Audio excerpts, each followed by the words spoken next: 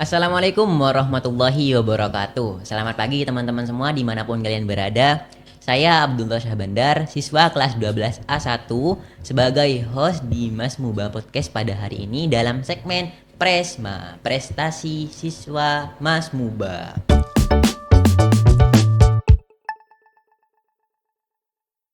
Oke, kali ini kita sudah kedatangan dua tamu yang sangat spesial.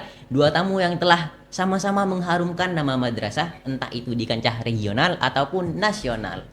Namun sebelum kita membahas lebih jauh dua bintang tamu tadi, alangkah baiknya eh, teman-teman mengenal lebih dekat dulu siapa saja sih tamu yang diundang sekarang. Oke, langsung saja kita sapa dua tamu undangan, Ali Tamam dan Fauzan. Gimana kabarnya Ali Tamam dan Fauzan? Ya, alhamdulillah baik. Itu host ini gimana kabarnya? Alhamdulillah, saya ya cukup grogi sih, cuman baik-baik saja gitu. Ya kalau grogi ya sama sih, sama saya itu grogi juga. Ini Ya. pertama kalinya ya. Iya, berarti kita sama-sama pertama kalinya ini. Ya. Ya, mungkin sebelum kita bicara lebih jauh tentang bagaimana sih kalian mendapatkan semua prestasi itu, alangkah lebih baiknya kalian untuk memperkenalkan diri terlebih dahulu. Assalamualaikum warahmatullahi wabarakatuh. Selamat pagi penonton untuk yang menonton pagi atau selamat siang, selamat malam. Perkenalkan, nama saya Ali Tamam. Saya salah satu siswa dari MA Mambaululum Bata-Bata, tepatnya lagi kelas 12A1 atau dikenal sebagai kelas Science gitu. Berarti teman kelas kita ya, Ya, ternyata. teman kelas. Oh, untuk yang satunya ini, yang satunya. Mohon izin Ali, mohon izin penonton, mohon izin perkenalan diri. Nama saya Muhammad Fauzan dari kelas 11 A2. 11. Kalau nggak salah kelas 11 Taruna ya. Iya, betul. Ini dari kelasnya aja bajunya ada beda ini Mas ya. Iya. Taruna tuh badannya emang lebih gagah dari nggak usah dari bajunya, dari postur tubuhnya udah lebih gagah. Iya. Kali ini kayaknya lebih. Iya, Ya kalau lebih. Fauzan tuh meskipun nggak perkenalkan diri udah tahu aspek postur tubuhnya tuh kalau dia anak Taruna. Nah, ngomong-ngomong nih ya, sebelum kita membahas bagaimana sih cara kalian mendapatkan semua prestasi itu, lebih baik kita mengenali dulu apa saja macam lomba yang telah kalian raih, dimulai dari Ali Tamam. Untuk masalah lomba ini ya Mas Bandar kan ya? Mas Ya. apa panggil apa ini? Ya jangan Mas dong, kalau Mas tuh kesannya kayak tua-tua banget, padahal kan kita masih muda-muda Ini kan. yang enak manggil Ya, apa ini? Kan kita sekelas, jadi panggilnya Sahban Ali ya saja. Sahban. Gini Sahban, untuk bicara tentang prestasi ini ya tidak cukup banyak sih. Juga saya diundang di sini tuh amat grogi sih, karena apa sih yang diraih saya untuk masuk ke podcast ini saya juga gak tahu gitu, tapi gak banyak-banyak juga. Dimulai dari saya itu dari MTS, saya lomba matematika. Ya. Kemudian di MA juga pernah, bukan hanya matematika tapi pernah mengikuti lomba baca kitab atau lomba nahwu sorof, bahkan sampai ke nasional gitu Mas. Oh, jadi Ali Tamam ini udah dari MTS yang pernah ikut-ikut lomba. Ya dari MTS, tapi untuk masalah juara tidak juaranya itu dari MTS itu tidak juara Mas. Jadi yang baru juara itu masuk ke MA, saya baru juara. Lah, kok bisa sih? Apa sih kendalanya waktu MTS dulu gak dapat juara? Ya untuk masalah MTS itu gak dapat juara kan, saya tuh sama seperti santri pada umumnya, masuk ke Bata-Bata, masuk MTS dan juga belajar seperti halnya siswa yang lain. Kemudian setelah ujian saya dipanggil oleh salah satu guru di sana, Ali ayo ikut bimbingan. Yo, gak tahu saya itu bimbingan itu untuk apa untuk belajar ekstra atau gimana, untuk diapain gitu, gak tahu saya. Kemudian setelah beberapa lama ada lomba KSM, OSN, saya diikutkan. Dah, kok ikut lomba gitu. Kemudian setelah ikut lomba saya gak tahu soal-soalnya lomba itu gimana, dan juga karena gak tahu soal ya saya belajar terhadap apa yang setelah dipelajari di waktu belajar bimbingan tersebut. Hanya sebatas bimbingan, tidak dikembangkan lagi sama saya. Itu UTS. Kemudian masuk ke MA, saya menyadari kesalahan saya itu di sini. Saya terus perbaiki. Kemudian setelah diperbaiki, alhamdulillah ada juara yang meskipun tidak banyak gitu. Jadi Ali Tamam ini sebenarnya sebelum MTS itu gak pernah ikut lomba ya. Ya sebelum MTS ya bisa dikatakan saya SD itu sebelum masuk ke Bata-Bata SD saya cukup dibilang terbelakang lah karena kan di pelosok-pelosok desa gitu ya sahabat. Hmm. Jadi ya awal kenal lomba ya waktu MTS. Ya awal kenal lomba di waktu MTS dan awal kenal bimbingan itu kok ada bimbingan itu. Ya pantesan tadi bilang gak tahu ya waktu dipanggil buat apa tiba-tiba buat lomba. Ya tiba-tiba buat lomba karena kan guru itu percaya sama saya bahwa saya itu yang bisa untuk mewakili MTS ya alhamdulillah begitu. Kalau dari dari perkenalan Ali ya dari aspek sosialnya Ali itu emang awal kenal lomba emang dari sini dari pesantren ini. Iya, alhamdulillah dari pesantren di sini saya belajar banyak, baik dari segi kesosialan, dari segi lomba juga belajar dari sini saya gitu.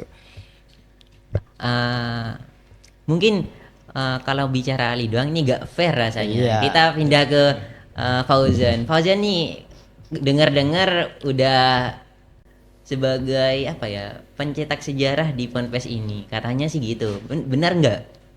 Ya benar. Pertama kali paskibra dari Mamuba. Paskibraka, lolos Iya. Paskibraka. Itu Siap. tingkatnya tingkat kabupaten apa provinsi?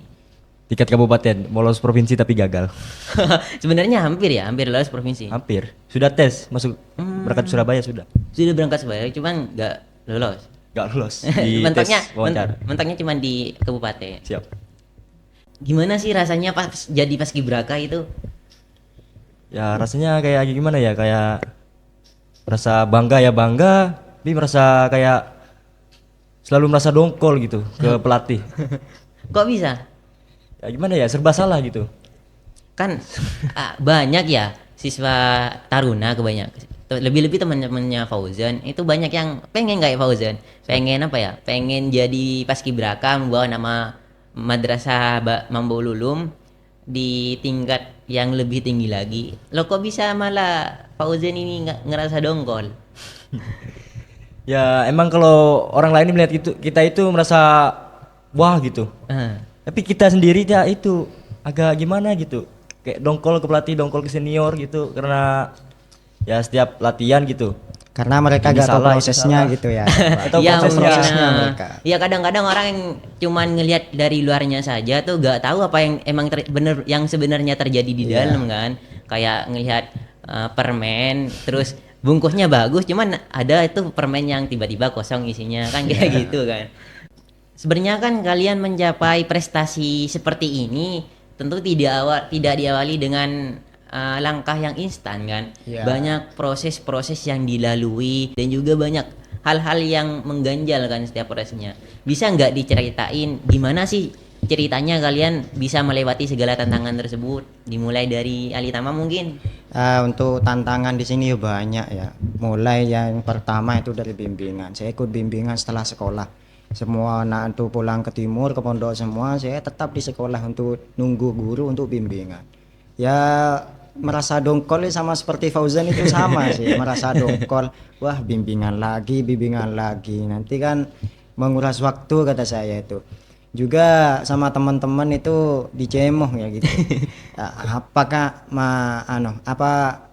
apalah kok ikut bimbingan gak ada gunanya gitu. Saya tuh ketika dengar cemohan anak-anak seperti itu, saya tuh menjadi termotivasi. Ya bagaimana?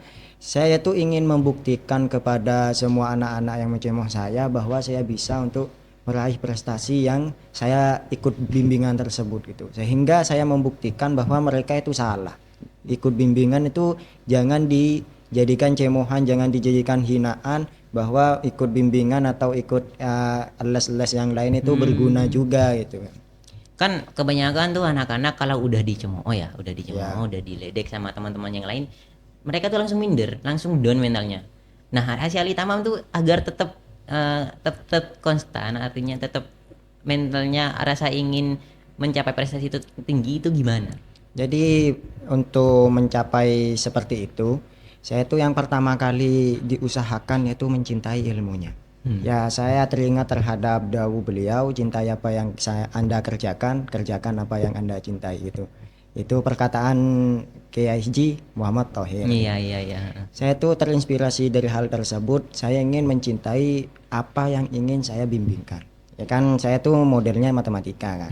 Saya ingin cintai matematika. Saya cari tahu matematika itu digunakan dalam kehidupan sehari-hari itu apa. Termotivasi dari itu, meskipun anak-anak yang lain itu mencemo atau meledek atau mengejek yang lain sebagainya, saya itu tetap semangat karena saya ingin mengembangkan apa yang saya sukai. Kalau Fauzan pernah nggak dicemooh kayak Ali ini? Pernah juga dulu. Gimana tuh waktu, ceritanya? waktu masih baru-baru di sini masih kelas 1. Iya. Latihan baris berbaris, saya nggak tahu langkah tegap maju gitu. Kayak robot gitu. Iya. Itu dicemooh sama teman-teman semua. Ya kayak robot. Apaan itu langkah tegap maju kayak gitu. Sama kakak kelas juga. Situ saya muncul dalam hati, oke, awas nanti ya, liatin nanti. Gituin. Jadi sama ya kayak Ali, dicemooh bukan malah jadi makin down, malah makin tinggi keinginannya. Ingin membuktikan semangat. gitu, ingin membuktikan. Ingin membungkam mulut-mulut yang Iya. tahu ngomong doang kan, omdo kata orang-orang sekarang. Terus apa ya? Sama nggak kayak Ali? Motivasinya kan motivasi Ali karena rasa cinta Ali terhadap matematika kan. Kalau Fauzan tuh gimana? Terus saya ya karena gimana ya, kayak emang suka PBB gitu saat masuk MA itu. Sejak masuk MA itu sangat suka baris berbaris. Sebelumnya waktu SMP itu nggak suka gitu. Latihannya panas-panasan gitu kan ya. Awal ceritanya bisa ikut tes Paskibraka itu gimana? Apa disuruh guru atau emang kemauan sendiri? Kemauan sendiri saya. Saya buka komputer di lab mana itu? Oh, perpustakaan digital. Terus di Ya, terus buka web bpip.go.id, daftar Paskibraka di sana. Jadi segala administrasinya Fauzan yang ngerjain sendiri apa? Cuma daftar saya, penyerahan berkas-berkas itu langsung dari Ustadz. Oh, Dari jadi Pak Guru. jadi dapat informasinya dapat sendiri. Cuman masalah administrasinya konsultasi ke wali kelas Fauzan. Siap. Jadi dari kisah kalian tuh memang memang jika ingin mendapatkan suatu yang wow gitu banyak ya tantangannya. Ya banyak sih. Banyak cemooh dari orang-orang, banyak dari ya bagaimana kita mengatur sikap lah. Itu kan hal-hal yang tidak bisa kontrol kan. Ya. Nah, kan dari segelintir prestasi yang udah Fauzan sama Ali ini raih kan harus ada progres, harus ada keberlanjutan kan. Ya. Nanti cita-citanya Ali ini pas udah MA kan udah kelas akhir nih sama Ya. kayak saya. Udah kelas akhir tuh maunya pengen kemana? Ya bicara tentang kelas akhir nih ya Sahban. Saya tuh agak repot lah, nggak santai lagi hidup di bata-bata di sini. Lah Karena, kok bisa? karena kan jenjang-jenjang akhir, detik-detik terakhir di Mamba Ululum Bata-Bata di sini banyak tugas juga, banyak apa juga Lain kegiatan di timur juga ya. kegiatan di timur yang dikhususkan bagi kelas akhir seperti kita, dan juga saya dipikirkan itu setelah lulus dari MA itu harus melaksanakan yang namanya tugas. Iya, gitu. tugas emang. Tugas yang mengajar di tempat-tempat yang lain yang jauh dari pondok, jauh dari bata-bata, jauh dari orang tua juga. Iya, iya. Itu ya membuat yang saya itu agak repot dari tahun-tahun sebelumnya. Dan masalah terhadap yang keberlanjutan saya dari sini, saya itu cita-citanya itu dari sini mau kuliah. Ya, kuliah. Kuliah, tapi ada tanda tanya besar di benak saya, mau kuliah apa. Tapi kan karena saya itu ikutnya matematika, Ya. banyak yang saya ikuti lomba-lomba matematika, jadi saya tuh ingin masuk kuliah jurusan yang berbasicnya itu matematika, seperti informatika lah atau matematika murni. Tahu bukan itu apa arsitektur atau yang lain sebagainya gitu. Kalau masa kampusnya Ali tuh pengen kampus yang mana? Kalau kampus itu saya ingin gak tanggung-tanggung lah, saya mau ke yang mau negeri ITB gitu. Kalau bisa saya mau ke sana. Semoga Ya, kita doain saya, doain ya saya. semoga kita bisa sama-sama ke sana ya. Amin, amin, amin. Kan kita jurusannya sama kan, cuman beda beda bidang. Ali Ya. di Di matematika, kalau sampean itu saya ingatnya di biologi ya. ya amin, semoga tetap konsisten ya. Iya. Apa lagi? Kalau masalah apa ya Li? Kan keinginan Ali itu tetap di EXA ya, di Iya. matematika. Ada nggak tekanan dari orang tua buat milih ini, milih itu.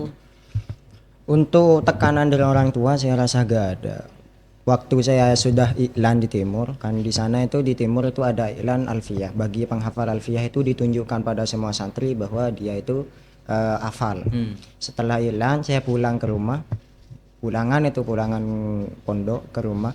Saya tanya ke orang tua, kan mah, saya itu sudah iklan alfiyah, sudah Ya. menunjukkan bahwa saya hafal alfiyah. Ada gak target dari sampean untuk saya? Sampean itu mau saya itu menjadi apa? Mau jadi polisi, jadi kiai apa, jadi apa? Ya orang tua saya tuh bilang, kamu itu terserah kamu lah, ikut jurusan apa, ikut mau jadi kiai oke, mau jadi ustadz oke, jadi matematikawan oke, mau jadi apapun lah, sampean itu terserah. Kalau masalah biaya jangan dipikirin, saya yang nanggung itu.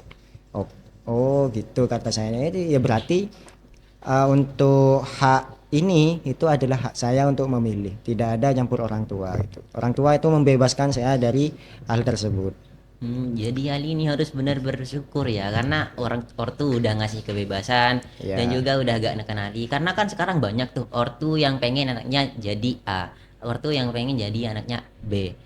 Tapi anaknya lain Justru itu. malah itu mengekang untuk buat anak sendiri kan, malah anaknya jadi Tertekan. oh ya tertekan, jadi mentalnya jadi down. Terus kalau Fauzan ini kan program kelasnya sekarang kan di Taruna kan, basicnya kalau nggak jadi polisi ya tentara. Apakah Fauzan ini tetap mau jadi polisi atau tentara? Apa pengen kuliah? Cita-cita ya dari kecil saya mau jadi polisi sih. Oh jadi polisi. Iya. Bisa ceritain nggak awal mula Fauzan tertarik buat jadi polisi? Dulu waktu kecil itu kan sering diajak jalan-jalan itu sama ayah. Lihat polisi ke markas Brimob gitu kayak wah gini. Ayahnya Banyaknya- polisi ya? Bukan. Oh bukan. Jadi Bukan diajak. jadi dikenalin polisi itu sama ayah dulu. Siap. Ketertarikan Fauzan berarti karena ayah ya? Enggak. Ayah bukan. Ini dari diri sendiri. Iya karena kan ayahnya yang bawa Fauzan ke lihat polisi kan. Iya. Terus persiapannya Fauzan kira udah matang nggak? Belum sih. Belum. Masih banyak yang kurang. Apalagi kan kita kan hidup di pondok ya. Di masih ada yang kurang seperti halnya makanan sehat, Iya makanan bergizi, sih. Itu yang sulit buat kita. juga latihan fisiknya, psikologi itu kurang. Cuman kan Fauzan nih kelasnya kan udah beda ya dari santri-santri yang lain. Difokuskan ke Taruna kan. Siap. Udah ya minimal lah udah punya dasar ketimbang santri-santri yang lain. Nah menurut Fauzan pembelajaran di program Taruna ini udah cukup nggak? Untuk itu sih masih agak kurang. Kurang. Ya. Di bagian wawasan kebangsaan itu kan dari kepolisian yang mengajar. Itu polisinya jarang masuk. Ya masa kendalanya seperti Paling mungkin punya tugas ya, masih punya tugas Iya. mungkin. Apalagi kemarin-kemarin ini baru penerimaan Polri kan. Iya, pantesan jarang hadir mungkin gara-gara itu. Cuman nanti mau kan kayak saya kurang tahu sih masalah perpolisian itu gimana. Cuman kan saya dengar-dengar ada Akmil, ada Akpol, ada apa lagi tuh? Bintara, Tamtama. Bintara. Itu mau Fauzan mau ikut program yang mana? Ya kalau ditanya gitu sih tentunya Akpol. Akpol. Iya. Emang bedanya sih apaan sih? Kalau Akpol itu pendidikannya beda sama Bintara, Tamtama. Akpol itu dihususkan emang untuk menjadi pemimpin di masa depan. Pendidikan juga jenjangnya lebih lama, sama kayak kuliah 4 tahun. Jadi setelah lulus dari Akpol itu mendapatkan gelar STRK, Sarjana Terapan Kepolisian. Kalau Bintara itu kan cuman 6 bulan, sama kayak Tamtama. Jadi nggak dapat apa-apa. Cuman ya jadi polisi juga. Jadi habis kelas 3 nih kan saya dengar-dengar ya. Kalau Taruna tuh gak usah apa ya, gak usah apa. tugas. Ya katanya gak usah tugas kan. Iya. Jadi Fauzan ini mau langsung daftar polisi, daftar Akpol itu enggak. Apa mau tugas dulu? Dan sih daftar langsung. Daftar langsung. Ya semoga keterima ya. Amin. Oh ya ngomong-ngomong Ali kan ini statusnya selain menjadi siswa juga menjadi santri kan. Iya. Yang otomatis kegiatannya gak kayak siswa-siswa di luar kan. Ya fokusnya lebih itu luar. gak Nah, fokus itu taruh fokus. Nah, Ali punya tips gak gimana seorang santri itu bisa selain bisa paham kutubiahnya, selain paham agama juga paham ilmu umum. Itu gimana sih caranya? Kalau caranya Ali sendiri ya itu gimana? Jadi gini, pertama-tama itu saya kan masuknya pondok. Jadi saya sadar bahwa untuk di pondok itu belajar agama, belajar baca kitab, belajar yang lain sebagainya. Saya itu sadar bahwa agama itu diperlukan untuk kehidupan dunia ataupun akhirat. Itu saya belajar agama itu karena itu alasannya. Juga di satu sisi yang lain, saya itu sukanya matematika. Karena kan tadi saya sudah ceritakan bahwa saya tuh belajar menyukai matematika sehingga sekarang itu sampai sekarang itu masih suka. Sehingga saya itu tidak berbenturan sih antara keagamaan dan juga ilmu umum, saya bagi waktu. Semisal setelah sekolah saya itu 30 menit ataupun sejam harus belajar ini. Saya itu setelah kajian di pondok, saya itu harus belajar agama, belajar lagi yang sudah diajarkan di sekolah ataupun di jam belajar gitu. Saya belajar khusus untuk agama ataupun di keilmuan. Juga tidak hanya agama dan keilmuan, saya itu sekarang itu rutinitasnya itu sedang ingin membiasakan budaya membaca. Dia memaksa sih. Karena saya itu pernah membaca suatu artikel atau opini di salah satu di pondok itu bahwa di salah satu opini itu penulis itu mengkritik terhadap kebijakan pondok pesantren tentang apa itu namanya, tentang tingkat minat literasi ya. Minat literasi bata-bata, sehingga saya sadar berarti bata-bata ini tingkat literasinya itu kurang. Saya itu harus mulai dari diri sendiri. Gak tahu siapa yang nulis itu, pokoknya itu ketua redaksi jurnalistik di jangan bata-bata. jangan kesana. Jangan kesana. Ya kan bicara bagi waktu kan semua orang juga tahu kan kalau bagi waktu itu adalah tips menjadi sukses kan. Cuman kan kadang yang menjadi kendala tuh pas kita bagi waktunya kan. Awal-awal tuh kita enak bagi waktu berjalan lancar. Cuman pas ke belakangnya tuh kita amburadul lagi waktunya. Itu caranya gimana? Cara mempertahankan pembagian waktu yang kita terapkan itu. Saya bagi waktu itu kan bagi waktu untuk ibadah, untuk bagi waktu untuk belajar keilmuan agama, dan juga bagi waktu untuk belajar keilmuan umum. Saya itu kalau semisal saya itu gak belajar gitu keilmuan umum di satu di satu sisi di satu waktu, saya itu belajar curi-curi waktu gitu. Curi-curi waktu, baik itu waktu istirahat saya ambil untuk gak istirahat semisal, atau waktu saya belajar keagamaan saya ambil sedikit untuk belajar keilmuan seperti umum gitu, matematika dan juga yang lain. Juga untuk berkenaan masalah lomba ini, saya sadar satu kesalahan saya gitu. Ya, apa itu? Ya lepas dari saya malas ataupun yang bagaimana, saya itu kesalahan terbesar saya ketika ikut lomba itu satu, karena saya tuh gak sadar tentang kemampuan saya sendiri. Juga lebih mengagungkan terhadap musuh-musuh. Misal saya ikut lomba matematika, berhadapan dengan sekolah-sekolah yang wow gitu kan. Dalam pandangan mata itu sudah wow, sekolah negeri atau sekolah swasta yang wow.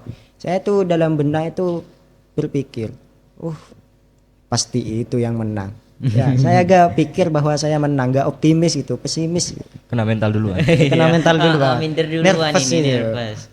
Padahal kan kalau kita mau ikut kompetisi apapun itu harus pede kan yang penting. Ya pede, itu yang pertama, itu harus pede. Nah kalau Ali punya cerita menarik, ya gak mungkin dong Fauzan ini gak punya cerita menarik juga pas awal ceritanya bisa keterima Paskibraka Kabupaten. Cerita menarik ya. Waktu tes itu kan itu ya, berdekatan dengan pulangan puasa. Misal pulangan puasa kan tanggal 25, tesnya tanggal 27. Iya. Itu saya belum tahu informasi sama sekali. Udah pulang ke Bekasi, sampai di rumah baru ada informasi tentang tes itu. Balik lagi ke sini. Wah, jauh. Berapa hari itu cuman? 12 jam perjalanan. Jadi cuman gara-gara mau ikut itu, Fauzan rela ini dari Bekasi langsung bertolak ke Madura lagi. Iya. Wow, perjalanan yang sangat menguras tenaga ya. Kalau untuk anak-anak seperti kita kan kalau bukan yang kayak terlatih kayak Fauzan tuh. Berarti ini kemauannya sangat besar Iya. untuk jadi paskibraka. Ya hasilnya kalau kemauan udah besar kan lolos kan. Lolos. Alhamdulillah sih lolos. Dan juga kan Fauzan ini kan termasuk pencetak sejarah ya. Iya. Siswa taruna pertama, bahkan santri bata pertama yang keterima Paskibraka Kabupaten. Nah, agar terus prestasi ini terus terjaga ya ke depannya, gak mandek di Fauzan doang. Fauzan punya tips nggak, punya pesan nggak, pesan dan kesan supaya nanti adik-adik Taruna termotivasi buat meneruskan prestasi yang Fauzan raih ini. Oke, pesan saya jangan pantang menyerah ya. Terus berlatih. Dan yang terakhir berhenti merokok. Iya ya, harus yang terakhir itu, karena kan syaratnya jadi tentara, jadi panglima perang Harus kan sehat harus ya. sehat kan badannya. Kalau ngerokok itu kan udah paru-parunya hitam. Dari kedua siswa tadi kita udah mendapatkan kisah bahwa tidak semua hal yang kita raih itu lebih-lebih sebuah prestasi ya, hanya dicapai dengan membalikan tangan. Tidak, semuanya butuh proses, butuh apa ya, butuh kemauan keras, kemauan yang sangat tinggi untuk mencapai prestasi tersebut. Nah, itu kedua hal tersebut ada pada diri Ali dan pada diri Fauzan. Bagaimana Fauzan bertolak dari Bekasi ke Madura hanya 12 jam, terus bagaimana Ali yang dicemooh dan bagi waktunya itu yang sangat-sangat menguras tenaga ya kan Li. Iya. Dan juga apa ya, semuanya tidak diraih hanya dengan membalikkan telapak tangan. Dan juga tidak menutup kemungkinan kan stigma masyarakat kalau santri itu gak bakal dapat prestasi di luar keagamaan ya. Prestasi santri hanya berenang di lautan agama doang. Padahal kan santri tidak hanya sebatas itu. Santri bisa pergi ke ranah apapun, bisa ke tentara, bisa ke umum, matematikawan dan sebagainya. Dan Ali dan Fauzan ini telah mencontohkan hal tersebut. Jangan minder menjadi santri, karena santri tidak hanya berpaku pada agama saja, tapi juga bisa ke bidang-bidang kehidupan yang lain. Salah satunya ya seperti Fauzan dan Ali ini. Mungkin perbincangan kali ini kita tutup sampai di sini saja. Terima kasih kepada saudara Fauzan dan Ali atas segala kisahnya dan juga tips dan pesannya supaya bisa melanjutkan prestasi yang kalian raih. Dan juga bagi teman-teman yang ingin melihat lebih lanjut video-video yang lain dari podcast Mas Muba ini, bisa teman-teman kunjungi di channel Mas Muba Official. Dan untuk terus mendukung channel kami, teman-teman kalian bisa memencet tombol subscribe, like, and comment, dan itu sangat mendukung bagi kita untuk terus memajukan akun ini. Saya Abdullah Syahbandar sebagai host pada podcast kali ini pamit undur diri. Assalamualaikum warahmatullahi wabarakatuh.